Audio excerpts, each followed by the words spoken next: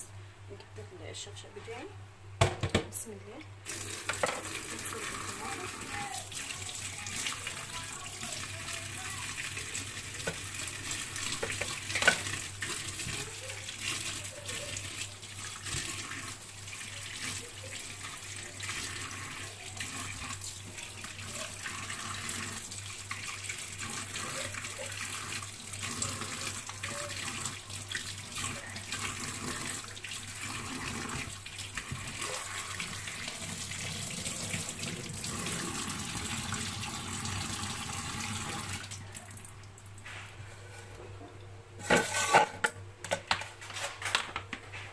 نبدأ نقطع الطماطم.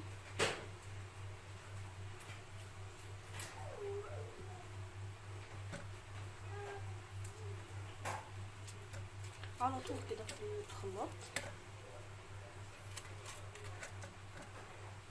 انا احط بس نص قرن فلفل يعني مش حامي قوي يعني، عشان بس لو يعني ما يبقاش حر في المكرونه.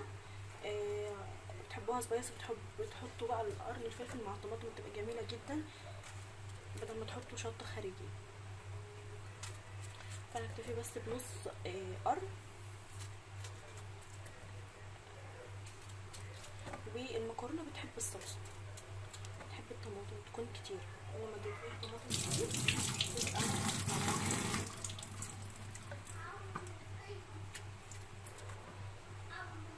ولو انا عندي صلصه كمان، علبه صلصه جاهزه من العلب الجاهزه او اللي انا عاملاها او كده، بضيف معلقه او معلقتين على صلصه الطماطم اللي انا عاملاها ديت.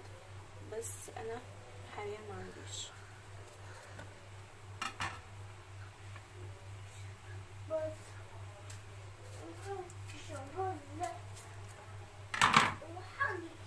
ونضربها في الخلاط بقى كده ونحطها في السبك بقى عشان ايه نحط فيها المكرونه. نشوف الفرخه كده نقلبها مع بعض. بسم الله.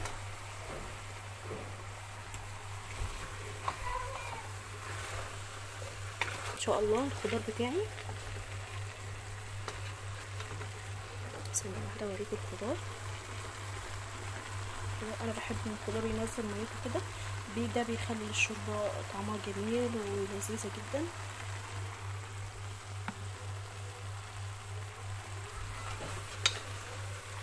هفضل اشوح فيها كده في الخضار ده شويه كده حلوين، وبعد كده هنزل بالميه السخنه اللي انا عاملاها. بسم الله. هضرب الطماطم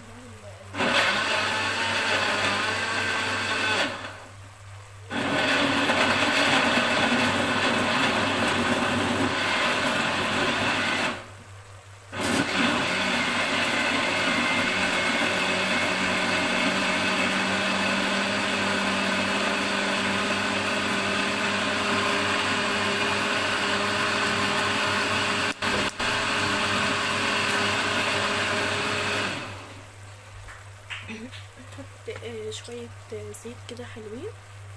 بسم الله. ولعت كده عشان المكرونة.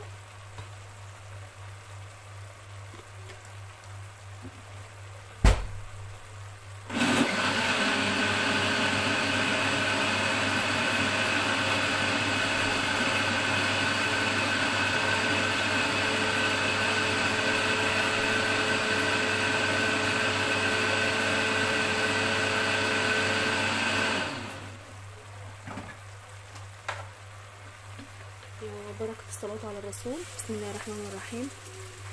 بسم الله والصلاة والسلام على سيدنا محمد رسول الله.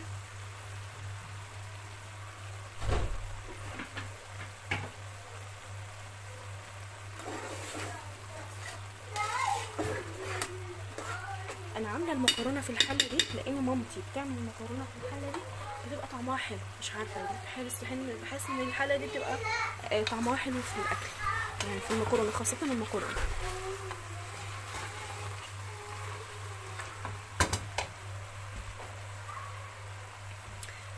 هحط للصلصه بتاعتي بقى شويه ملح كده.